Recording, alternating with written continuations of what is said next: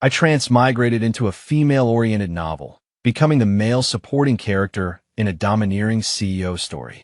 Tall, handsome, and unbelievably rich, yet everyone treats me like a dim-witted landlord's son.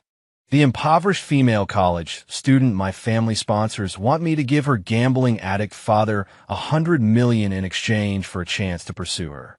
My white moonlight, whom I've been chasing for years, agreed to a marriage alliance, but demands that all assets and the company be under her control after the wedding, generously giving me a meager $500 allowance each month. Are these female leads insane? Please, I'm just rich, not stupid. The abacus beads are hitting fellow readers in the face. Don't blame me for ruthlessly destroying the flowers. Handsome, wealthy male leads from powerful families are either money-dispensing ATMs, taking on the burden heroes, or warm men chasing after the female lead like dogs. The setup is so good, but they insist on treating the male lead like a clueless landlord's son. Damn it, is this all artificial? Is there no one normal? I scrolled through the short stories, speechlessly ranting. Wattpad was going crazy, constantly recommending female-oriented domineering CEO stories to me. Working during the day is tiring enough. I finally have some free time to relax with a novel at night, and it just makes my blood pressure spike. Why torment countless readers like me with these brainless, idiotic, artificial plots? We're not masochists. Pu, Cao Min Cao. The next second, everything went black. When I opened my eyes again, I realized I had transmigrated into a novel. I became Austin, the handsome, wealthy male supporting character in a female-oriented domineering CEO story. The only son of the New York Austin family, a top-tier second-generation rich kid with a net worth exceeding $50 billion. Last night, while reading those artificial short stories on Wattpad, I was indignantly sticking up for the male lead. Never would I have imagined. Now I become Austin, the wealthy and handsome heir to the Austin Group. Hia. Readers, good deeds really are rewarded. From now on, I will experience this simple and unadorned ultra-rich life. Screw the original plot, screw the brain-dead female leads, get out of my way. Male supporting characters are people too. They need to live normally. Besides, with my looks and family background, there will be plenty of hot, young, and beautiful women. Why would I be so bored as to revolve around those mentally unstable female leads? If anyone dares to scheme against me, treating me like a stupid, rich ATM, a stepping stone, or even a backup or burden taker, I will ruthlessly destroy the flowers. Just then, an ultra-luxurious car slowly came to a stop. Mr. Austin, we're home. The driver, Uncle Wayne, opened the car door for me, smiling warmly, gesturing for me to get out. The bodyguard vehicles that had been following behind also stopped. The bodyguards escorted me home. The security measures were very impressive. The massive, detached villa, resembling a manor, was outrageously lavish. Butler Uncle Fred and Nanny Wanda were also there, smiling broadly to greet me. Hiss, is this the decadent, luxurious life of the wealthy? It must be fiercely criticized, but I like it very much. As soon as I walked through the gate, I heard an arrogant voice. It sounded very harsh. Auntie, I'm moving into your house, but there must be a 3-chapter agreement. I'm a poor college student you're sponsoring, not your family's maid or servant. I don't want anyone disturbing my studies, especially your frivolous son. A pretty girl in faded clothes raised her head haughtily, gesturing imperiously. The girl's words and actions were very rude, like a brainless dolt. But my mom, a daughter of a wealthy family, always maintained a gentle smile. Until she heard this person directly saying bad things about her son. Her smile froze, and her face instantly turned cold. Everyone in New York's high society knows. I, the only son of the Austin family, have always been my mom's Achilles heel. Lily, who are you calling frivolous? My mom stared at her, asking in a cold tone. I knew my mom was trying hard to restrain herself, because she needed to know my attitude towards Lily. After all, The decision to sponsor Lily was made by the original male lead. Of course, all of this was being manipulated by the original plot, or rather, by that idiotic author of the original plot, making such an excellent, super rich male lead act like he was under a spell. Normally, poor college students can apply for student loans. If they have good grades, they can get a lot of scholarships. Truly excellent students would rather work part-time than take advantage of others, let alone move into the benefactor's mansion. But this broken short story's artificial author portrayed a white lotus flower, seemingly weak but full of schemes, yet still acting like an inspirational female lead. It's simply outrageous. Right now, although she's a poor college student, Lily always carries a strange confidence. She doesn't know how to read the room at all, and said dismissively, "Your son who manages the Austin group? Oh, isn't he back?" Lily saw me standing at the door watching the show with amusement and immediately shouted dissatisfied, "Austin, why didn't you say hello when you came back? And you're eavesdropping on us. It's so annoying. Although I've moved into your house, you better not have any funny ideas about me. Remember, don't interfere with my studies, don't fawn over me, and don't pester or harass me. We're impossible. I'll never like you in this lifetime. If you can't help it, you better move out." Me?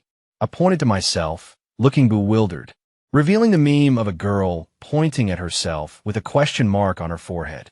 Butler, Uncle Fred, and Nanny Wanda, hearing Lily's crazy words, were shocked, revealing the surprised expression of a groundhog, while my mom maintained a cold posture, watching Lily's clown show as if she were looking at an idiot. Can anyone tell me, what kind of thought process is this? The poor college student my family is sponsoring wants to move into my house and make a 3-chapter agreement with us. She even arrogantly warned me not to have feelings for her. Otherwise, I should move out of my own house. Who gave her the courage? Is this the female lead of a crazy, female-oriented world? How did Lily's brain, so abnormal, even manage to grow up? I turned my head blankly, looking at the dumbfounded Uncle Fred. "Uncle Fred, is this my house? Why is she so arrogant?" Old butler Uncle Fred quickly woke up. "Young master, of course it's your house. She's out of her mind." Immediately afterwards, I instructed the surprisingly strong Nanny Wanda. "Nanny Wanda, get this shameless lunatic out of here." Nanny Wanda was also stunned by Lily's words earlier. Without saying a word, she rushed over, dragging Lily towards the door. "Get out! Dare to come near the yard, and I'll beat you to death." Nanny Wanda threw Lily out of the yard, pointing at her with her hands on her hips, cursing. Bang! Lily fell on her, but furious. She cursed viciously. "Austin, you bastard, don't expect me to forgive you. Who gave you the guts to bully me like this? When I become successful in the future, I will definitely repay you tenfold." When you become successful in the future. In fact, from the moment I walked through the door and heard Lily's wild, crazy ranting, I knew she must have been reborn. Because in the original storyline, when Lily first moved into my house, she wasn't this overly confident and arrogant at all. Instead, she was cautious, speaking softly, giving the impression of being inferior and timid. However, I was familiar with the plot, knowing that it was all an act. The original male supporting character, the warm and gentle Austin, was deceived by her weak and innocent image. Lily, with her explosive acting skills, manipulative words, and pitiful appearance, had the male supporting character completely infatuated.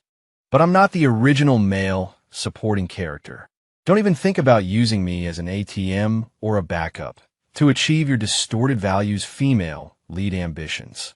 I just didn't expect that after I transmigrated into the book, Lily would also be reborn. Interesting. Reborn is good, especially since she was reborn into the starting stage where she was penniless and needed my family's support. Without my family's funding, resources, and connections, I'd like to see how she'll soar to become the female lead. But Lily, with her female lead mentality, is arrogant and sees herself as very important. Slapping her face like this will surely be louder and more satisfying. For this kind of ingrate, I must completely kill her from the source. I took out my phone and dialed Secretary Zoe's number. Secretary Zoe, immediately terminate all funding to Lily. Yes, cut it all off. Lily panicked when she saw I was serious. She also calmed down from her angry emotions, realizing that she was nothing at the moment.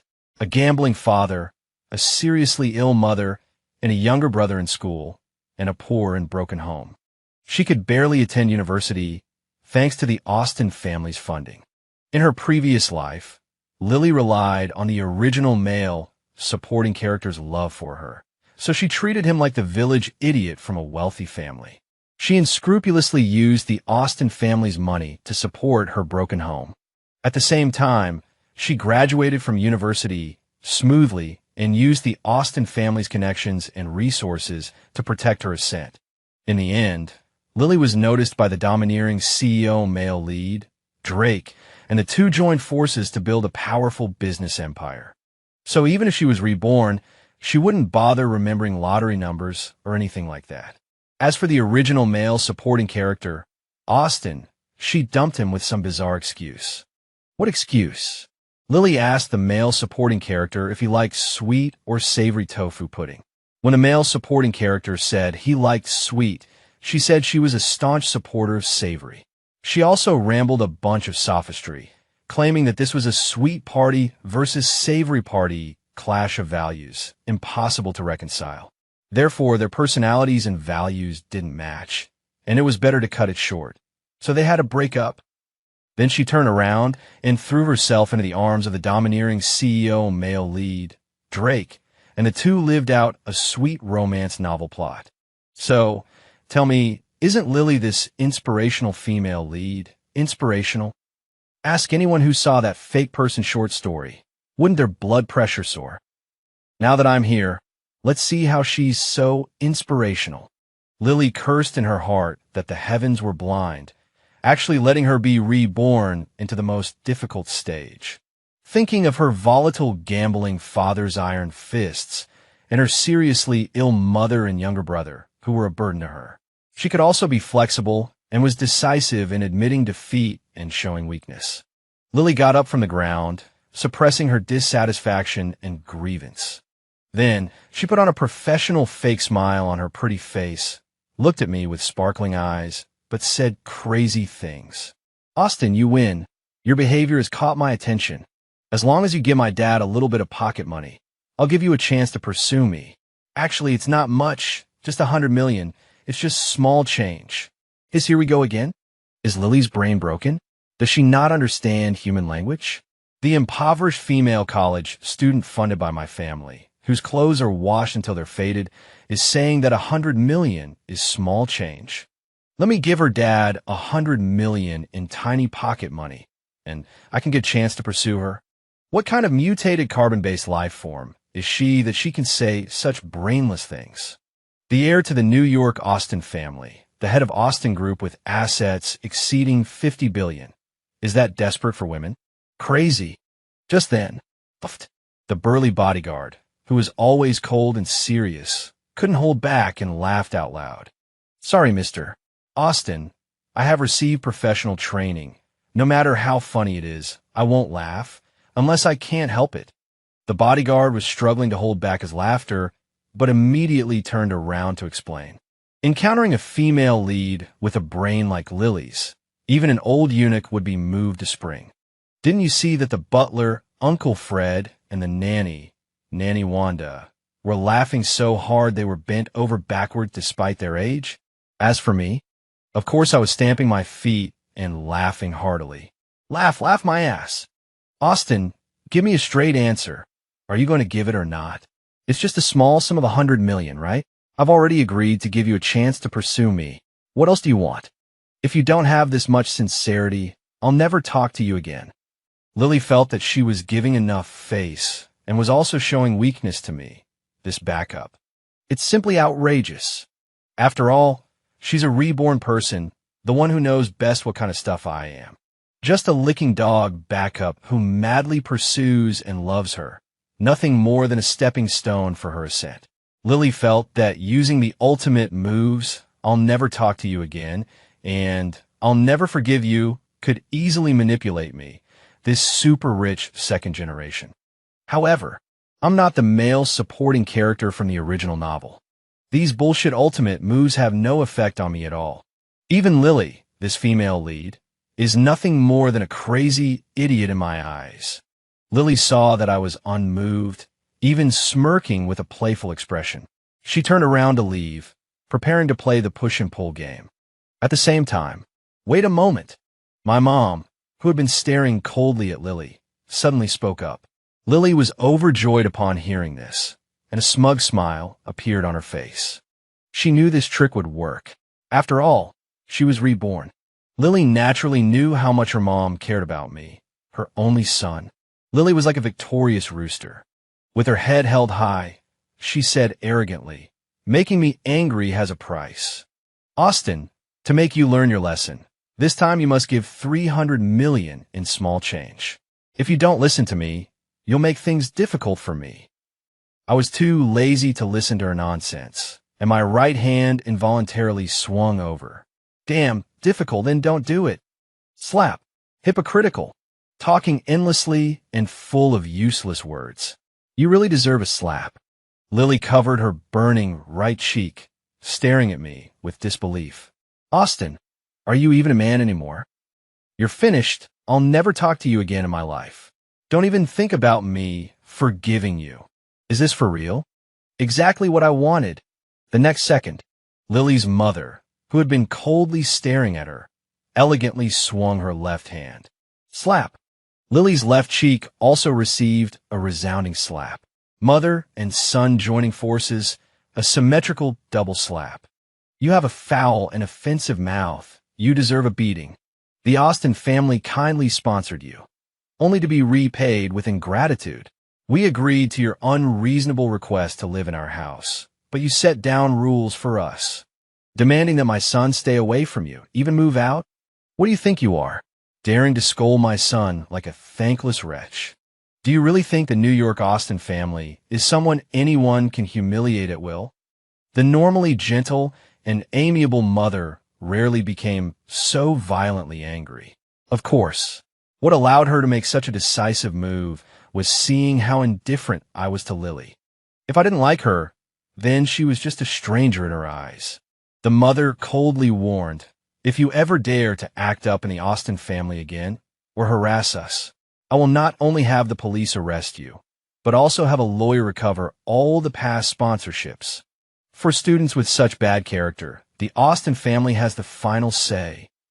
Lily never expected that her rebirth would be met with such a brutal blow. Not only had she failed to become the dominant female lead controlling her own destiny, but she had also completely offended the Austin family. No matter how much she struggled, she was dragged by Nanny Wanda and the bodyguards and thrown outside the gates of the villa complex. The butler, Uncle Fred, specially instructed the property management not to allow Lily into the villa complex, especially near our villa, the most luxurious mansion in the entire complex. Lily didn't believe it. She vowed to make me pay a heavy price. She immediately brought out her trump card, which was to lie in wait for the male lead, Drake. The problem was that Drake was just an illegitimate son at this time, an unvalued college student in the Drakes. Lily tried to use her advantage of being reborn to urge the stubborn and scheming Drake to start a business and get rich quickly. But she was met with Drake's disgust, who scolded her as a crazy neurotic with delusions. Lily had forgotten that in the original plot, she had risen to prominence with the help of my family's money and resources. Only then had she been noticed by the domineering CEO male lead Drake, and not in her current penniless state. But Lily was unwilling and persistently continued to besiege and pester him, directly provoking Drake's anger. As expected of a male lead born as an illegitimate son, his psychology was also perverted and twisted. Drake got Lily drunk and, not satisfied with experiencing her first time himself, he even called over his hooligan friends to learn the crazy operations of General Kurt. It was a cue. When Lily woke up, she saw the messy room. She was so devastated she went crazy. She had originally thought that after being reborn, she could follow her own ideas, have no emotional connection with me, and control her destiny to become the dominant female lead. Then, she would have a sweet and doting relationship with the domineering CEO male lead Drake, one love for life. She never expected the male lead Drake, who had had a sweet and loving relationship with her in the previous life, would be so perverted before he became successful, treating Lily, the reborn female lead, so inhumanely. Lily couldn't accept this fact and didn't want to suffer so much even after being reborn. So, in a fit of anger, she rushed into the kitchen. Holding a fruit knife and a kitchen knife in both hands, she slashed all the sleeping scum. Not only did she cut off and chop up their tools of the crime, but she also used them as cadavers to practice her skills. When the police broke down the door to arrest her, Lily was still babbling madly. "I am a reborn person. I am the dominant female lead. I will be a trillionaire. You will all have to worship me." I learned the cause and effect of the matter from this sensational national news.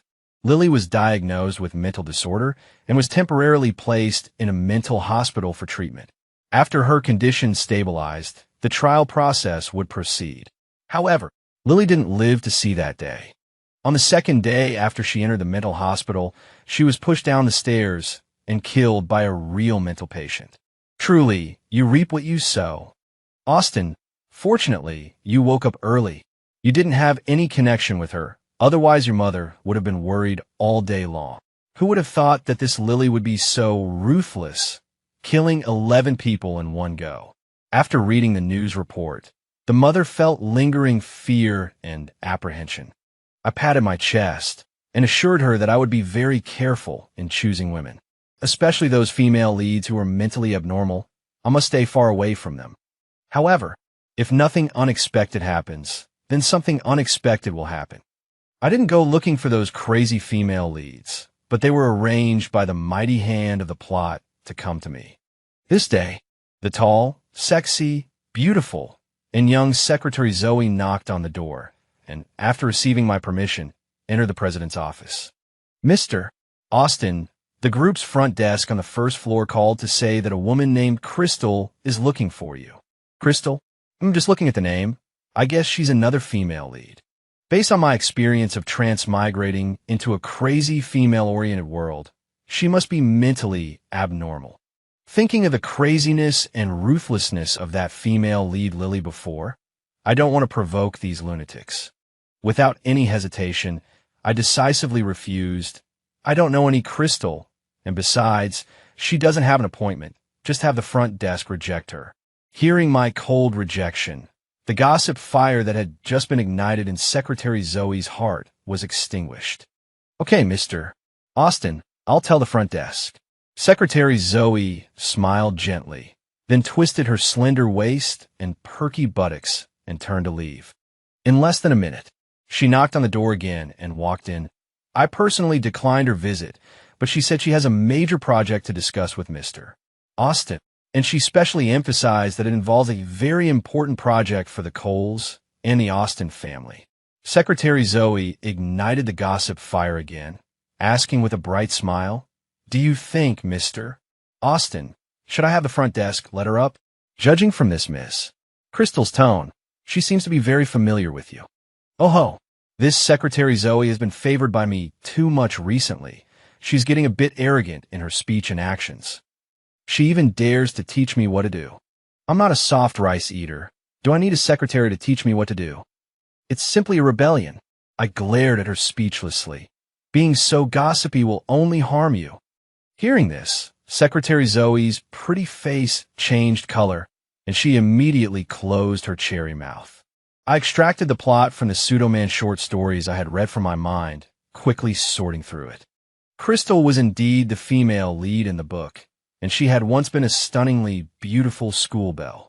At the same time, she was also the white moonlight in the male supporting character's student days, who had secretly loved and pursued her for many years without success. No matter how much the male supporting character paid for her, no matter how gentle and considerate he was, it was useless.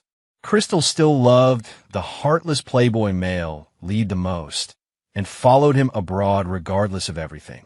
Later, they played the Chase Your Wife crematorium game, and drag the male supporting character Austin into it. He chases her. She can't escape. Now the plot has reached the point where Crystal runs away back to China with a bun in the oven. But I found this kind of pseudo-romance novel infuriating. I cursed and swore at it back then and just swiped it away. I didn't even see the ending.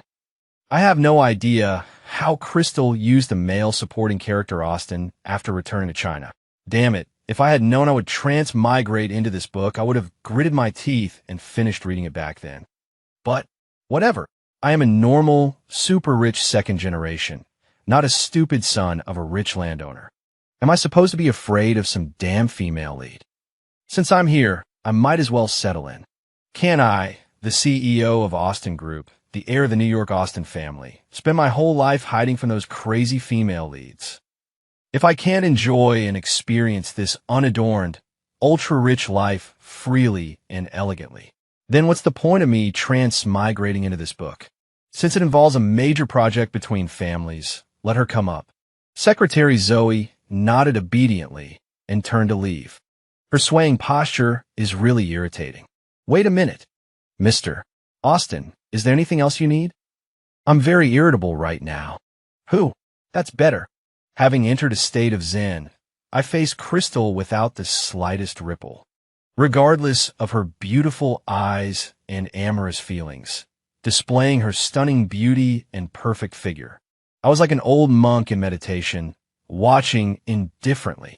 A runaway white moonlight is a tainted white moonlight. I'm not Chow Chow. I have no interest in that. Speak. What is this family project you want to talk about?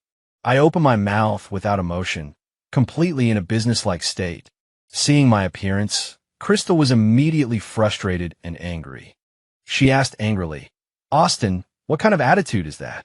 Did I have to tell the receptionist that there was an important project before you would see me? Am I so unwelcome? Fine, I'll leave. Don't you regret it? Oomph. Crystal turned to leave, but glanced at me out of the corner of her eye. However, I was still leaning back in my office chair, legs crossed, watching her performance with a playful expression. Crystal felt like she had punch cotton, so she pouted and sat back down. Austin, you've really changed. You've become so unfamiliar to me. Back then you vowed that you were the person in the world who loved me the most, and that as long as I was happy, you would silently protect me for the rest of your life. Now we've only been apart for 3 short years, and you've shut me out, treating me with extreme indifference. A man's mouth is a liar's entrance. I won't pay attention to you anymore. Consider me blind. I misjudged you. You have no sense of responsibility as a man. Me? Hearing her straightforward words, my eyes widened in shock. But these words are what the original male lead said. What does it have to do with me, a handsome guy who transmigrated into this book? Looking at the dramatic Crystal, I frowned impatiently. Crystal, if you're just here to say these nonsense, then leave quickly. Austin Group has so many things to do. I don't have time to mess around with you. Crystal didn't believe that in just 3 years, she, who used to be high above Austin as a backup, would lose her charm. She thought I was definitely playing hard to get, trying to attract more of her attention. Men. Crystal gracefully hooked a strand of hair on her forehead behind her ear. Then she looked at me with captivating eyes and said, I came to you today to tell you good news. I didn't expect you to be so unromantic with such an impersonal attitude, making me very sad. Crystal squeezed out non-existent crocodile tears, hoping to attract my curiosity. She took out a piece of A4 paper full of terms and conditions from her luxurious handbag. I, Crystal, have decided to agree to marry you. How about it? Are you happy? Are you surprised? Holy **T. This is a shock, right? Are you telling Secretary Zoe that this major project between families is this marriage? How did Crystal manage to say such vicious words with such a normal demeanor? You ran abroad with the Playboy male lead for 3 years, and now you're running back to me with a bun in the oven to take over. From my understanding of female-oriented, crazed, domineering president novels, this is definitely just an interlude or a side quest to drive the plot. In the end, Crystal will definitely reunite with a domineering president male lead and live a shameless and happy life. As for me, this super rich male supporting character, I am destined to be their stepping stone, used as a blood-sucking pack. I can even act as a source of amusement, adding interest to your chase wife cremation scene. In the end, they are comfortable, they finish their business, and just throw me away. Besides, who gets pregnant with someone else's baby and secretly runs back to marry me? Even if you treat the original male supporting character as a garbage recycling station, you can't humiliate the New York Austin family like that. Crystal, have some decency. I complained silently, picked up the paper. If I hadn't looked, I wouldn't have known how shocking it was. Crystal, are you serious about what's written on here? Crystal nodded nonchalantly. There's more than this. I left another sheet at home. I was directly shocked into the emoji of a groundhog. If you would think we were in a wealthy marriage. If you didn't, you would think you were setting rules for slaves. After we get married, Austin Group will be under your management. Crystal sneered with the mysterious confidence of a strong woman. I am a master's graduate from a top overseas university. My management ability is far superior to a weakling like you with a Harvard degree. I continued to read. The assets of the New York Austin family and my personal property will also be entirely up to you. Crystal took it for granted and acted weak. I am a woman. I need enough security. You wouldn't be reluctant, would you? Hiss. Are you double-sided tape? The impressive side is you. The weak side is also you. I pointed to another bizarre clause and asked, since you are marrying me, then you're a part of the Coles. Why should all the project between the Coles and Austin family be given preferential treatment to the Coles? Crystal still had a specious argument. It wasn't easy for my parents to raise me. I should give my family some small returns, right? What? You're the Coles has assets of tens of billions. It's easy to support 100 of you. And the projects between Austin family and the Coles are worth more than $5 billion. Is this a small return? Just handing it over to your family? Even knowing that I was watching a clown show, I had no patience at this moment. I glanced at the bottom and pointed to the last item. I'm the head of Austin Group, the heir of the New York Austin family, and you give me 500 yuan a month for pocket money? Crystal seemed to recall a painful memory, her gaze unwavering and hypocritical. She was wildly punching me with words. Men with money become bad. All your food, drink, clothing, and expenses are from home. I forbid you from smoking, drinking, playing games, buying equipment, and especially going to social events and bars. Tell me, where do you need to spend money? Giving you $500 a month is already too much. Remember to save it. When it's my birthday, use your savings to buy me a gift, okay?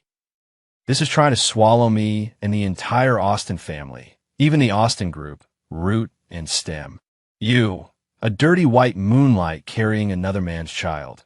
Who the hell gave you the courage to be so shameless? What about Jace, the one you were once crazy about?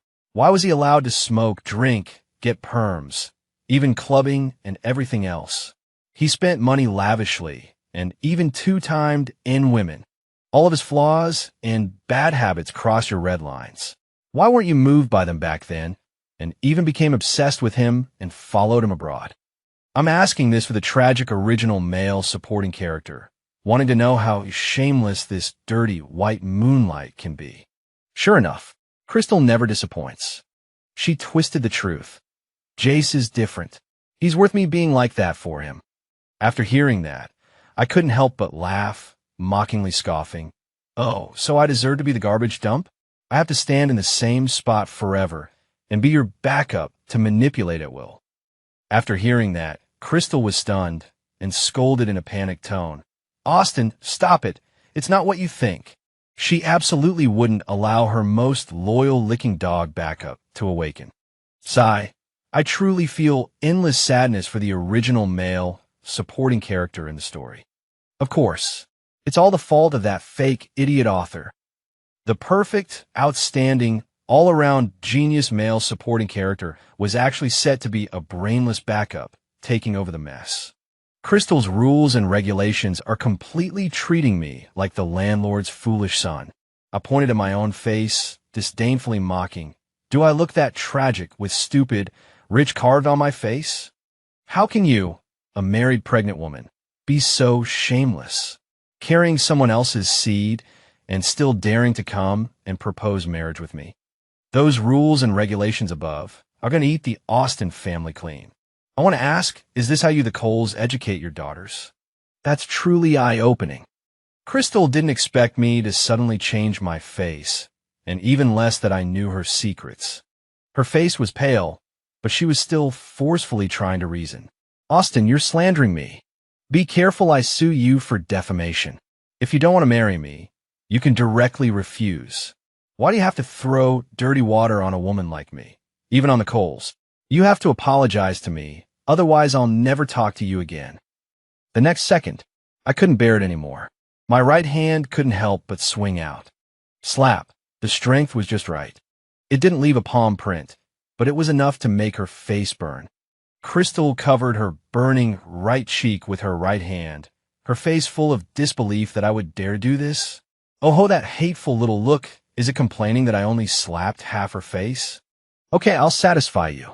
My left hand swung out forcefully, giving her a big backhanded slap to her left cheek. Symmetrical, comfortable.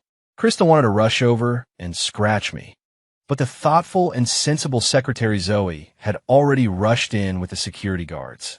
They directly dragged the crazed Crystal out.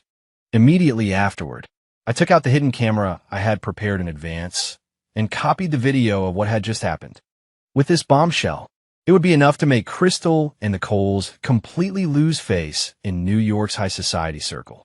Not surprisingly at all, that evening, the Coles came knocking on the door. I had already spoken with my parents in the afternoon and informed them of Crystal's outrageous behavior. They maintained their high society demeanor and welcomed Crystal and her parents in. Inside the villa's tea room, only the two families were present. Uncle Fred, Nanny Wanda, and other servants were all dismissed. After all, when it comes to the reputation of a high society family, it's best to resolve it privately. However, before they could blow up and make trouble, I directly turned on the projector and played the video from the office during the day. At the same time, I put the piece of paper that Crystal had left in my office, along with the form urgently obtained this afternoon confirming her pregnancy, on the table.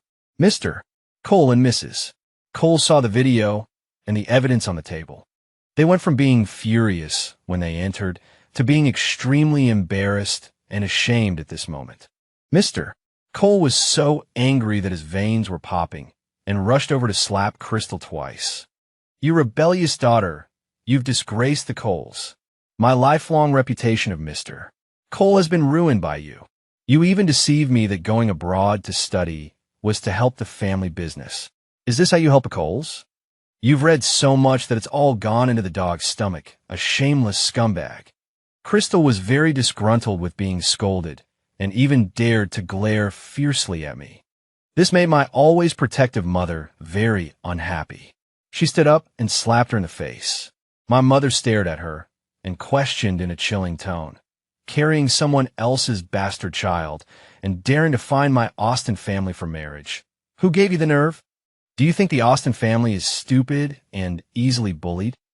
You haven't even successfully married yet, and you've already listed so many rules and regulations for my Austin family. Anyone who doesn't know would think that you, the Coles, want to use this method to completely empty and dig out my Austin family." My mother's words were very serious. She directly beat Crystal in front of Crystal's parents and even mocked the Coles. Mr. Cole and Mrs. Cole could only endure it aggrievedly. After all, the Coles' daughter was too embarrassing. If the New York high society circle knew that the Coles' daughter wanted to use this method to eat up the marriage partner's family, they were afraid that they would be ridiculed and isolated. Who would dare to marry or deeply cooperate with the Coles in the future? The short-tempered Mr. Cole was so angry that his blood pressure soared, and he furiously slapped Crystal again. He didn't stop until he slapped her into a pig's head and even made her nose bleed. Next, dealing with the matter was much simpler. The high and mighty dirty white moonlight Crystal knelt in the courtyard and apologized. "Mr. Cole and Mrs. Cole also apologized in various ways. The most important thing was to give up many benefits. Finally, the Coles had no choice but to make various concessions on several cooperative projects between our two families. They even transferred a core plot of land with extremely high value to us below market price. The two families quickly negotiated a compensation agreement. After all of their compensation was transferred to the Austin Group. This video that made the Coles lose face and even reputation would be completely destroyed. The competition between high society families will ultimately be reflected in benefits. Of course, the Coles were heartbroken, feeling like they were being bled dry. Unable to vent his anger, Mr. Cole ruthlessly attacked the male lead, Jace. Crystal, defying her family's wishes, recklessly got pregnant with some unknown man's child, shaming the Coles and causing them to lose face. Mr. Cole interrogated her and found out about Jace's situation, including his address overseas. At this time, Jace hadn't yet risen to prominence. He was just an illegitimate son who hadn't returned to the family. Mr. Cole arranged for his butler to take people overseas and break Jace's legs. At the same time, they confiscated his tools, turning him into a modern eunuch. Crystal knelt in my family's villa courtyard for a full day and night before my mother finally calmed down and told her to get lost. When she returned to the Coles, she faced a major decision. Mr. Cole ordered her to abort the illegitimate child, or else she would be kicked out of the Coles and disowned. However, as an abnormal female lead in a crazy romance novel world, Crystal resolutely refused. Just like she had back then, unreservedly following the male lead abroad. This time, she once again abandoned her parents and the Coles and rushed towards him. But never in her wildest dreams did she imagine. The male lead, Jace, whom Crystal was crazy about, had already been converted into a eunuch by her own father. So, Jace couldn't even be a normal man, let alone a domineering CEO. Crystal felt lost and helpless, looking down at her belly. Did she really want her child to be born with a eunuch for a father? Moreover, the male lead, Jace, was originally a womanizing playboy, and losing his third leg was like losing his life. He vented all his resentment and anger onto Crystal. "Ah, Jace, you beast! This is your child. How can you be so cruel?" When Jace kicked the baby out of her stomach, Crystal broke down and went insane. Before the runaway pregnancy and chasing after the wife drama could even begin, she sent the male lead, Jace, to the crematorium. She transformed into Lily II. Crystal took advantage of Jace being drunk and stabbed him 49 times in the stomach. It seemed that this extremely cruel method could avenge her unborn child. Facing the U.S. police, Crystal raised her knife and tried to approach. However, in a land of free U.S., there's a shooting every day. They didn't give Crystal a chance to get close, not even a chance to speak from afar. Bang, bang, bang, they opened fire directly. She was shot dead on the spot. Austin, another crazy woman, is dead. None of the women you once liked or had a crush on are normal. The worst part is, even if they're brain damaged, they're so terrifyingly cruel and extreme when they go crazy. Mom has figured it out. I'll never urge you to date or get married again. Just be happy and free. Young people should focus on their careers. After my mother finished talking to me about the news of Crystal being shot dead, she resolutely stated her stance on not urging me to marry. If she attracted a crazy abnormal woman like Lily or Crystal and ruined her most beloved only son, my mother would regret it to death. She wouldn't take the risk. That's right, making money and building a career, enjoying freedom and happiness is so much better. Why provoke those crazy female leads when there are sensible, sexy, and beautiful girls like Secretary Zoe? Mr. Austin again. You're fired up again. Okay, I'm coming, big brother.